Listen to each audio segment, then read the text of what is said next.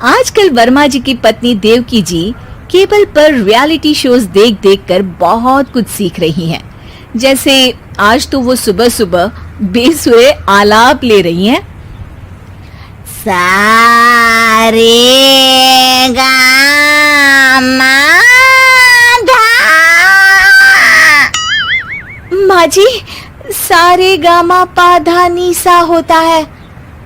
अरे वो तो सब गाते हैं, ये मेरा स्टाइल है। आवाज तो कम कर लीजिए माँ जी, पर्दे फट जाएंगे कान के। ये कहो कि पर्दों में आग लग जाएगी। देखना, मेरी आवाज सुन के जज आग लगा देगी, आग लगा देगी, तू तो आग लगा देगी, ऐसा बोलेंगे।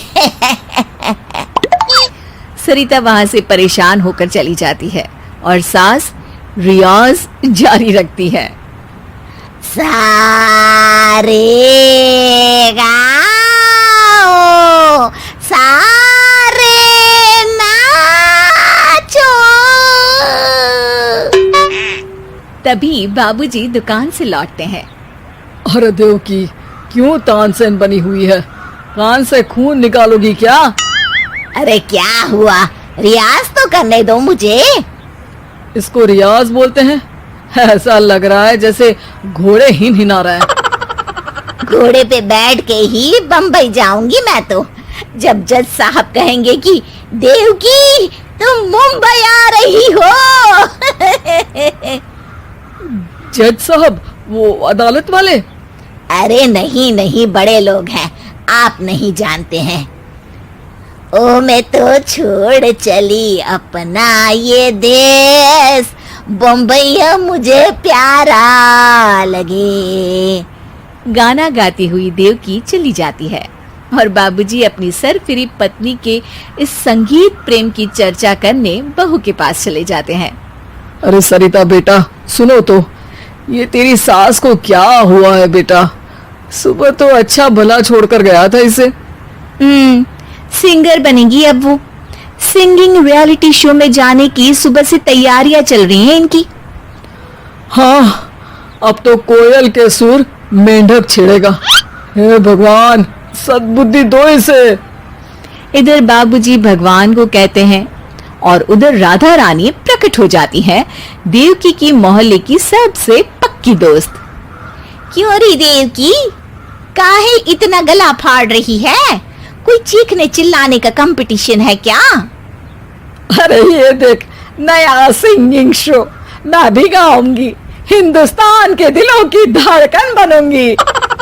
अरे इतना बेसुरा गा के दिलों की धड़कन नहीं, दिलों का अटैक बन जाएगी। इससे तो अच्छा है कि नाच ही ले। वैसे भी दिन भर मोहल्ले में नाचती तो रहती है तू, कभी इसके घर कभी उसके घर। देवकी को समझ में आ जाता है कि उसका गाना किसी को पसंद नहीं आ रहा। अगले दिन सरिता देखती है कि सास पैरों में घुंघरू बांध के नाच रही है। अरे माँ जी, क्या मंजुलिका बनी हुई है आज आप? अरे नाचने दे बहू, जब तक है जान जाने जहां मैं नाचूंगी। अरे माँ जी, अभी जान निकल जाएगी इतनी जोर से नाचेंगी तो। अरे अरे क्या कर रही हो? अरे दिख नहीं रहा, डांस कर रही हूँ।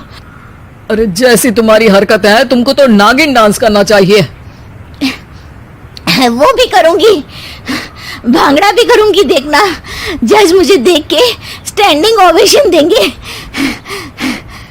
हाँ, स्टैंडिंग ओवेशन तो देंगे ही, ताकि खड़े होकर वहां से भाग सके तुम्हारा डांस देखकर।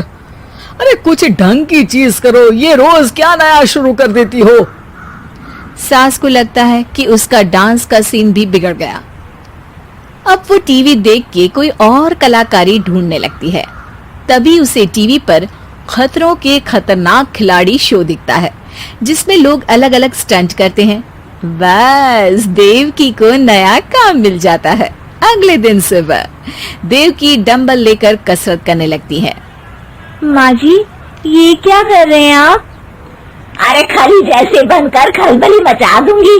कल मैंने खतरों के खतरनाक खिलाड़ी देखा और सोच लिया कि मुझे वही जाना है। हाँ बस। तभी वहाँ बाबूजी भी आ जाते हैं। अरे इतना भारी डंबल, अरे गिर मत जाना कहीं लेकर। अरे चुप करो, तुमसे कुछ नहीं होता इसका मतलब ऐसा नहीं कि मुझसे भी कुछ नहीं होगा। मैं तो खतरों के खतरनाक खिलाड़ी में जाने वाली हूँ। हाँ, मैं तो इस शो में तभी गया था जब तुमसे शादी हुई थी। तुमसे शादी करना भी खतरों के खतरनाक खिलाड़ी में जाने से कम थोड़ी ना। अब चुप भी रहिए। अरे बहू, वो भारी वाला डंबल उठा कर ला तो। अरे नाना माँ जी, आप संभाल नहीं पाओगी। अरे मैंने टीवी में देखा था, एक आदमी कार उठा लेता है, इतना तो मैं उठा ही सकती हूँ ना। बहू घबराते हुए भारी वाले डंबल माँ के हाथ में दे देती है। जैसे ही माँ दोनों हाथ ऊपर करती है, पूरे शरीर का बैलेंस बिगड़ जाता है और वो पीछे की तरफ गिर जाती है। डंबल जाकर टीवी में लगता है और टीवी फूट जाती है। माँ जी, उठिए माँ जी। बाबूजी बहुत तेज हंसने लगते हैं। बाबा बाबा, टीवी और बीवी दो टेंशन थे मेरे, आज एक कम हो ही गया। बहू भी सास को उठाते उठाते इस बात पर ताली बजाकर हंसने लगती है और देवकी फिर से गिर जाती है। और इस बार देवकी भी अपनी बेवकूफी पे हंसी रोक नहीं पाती।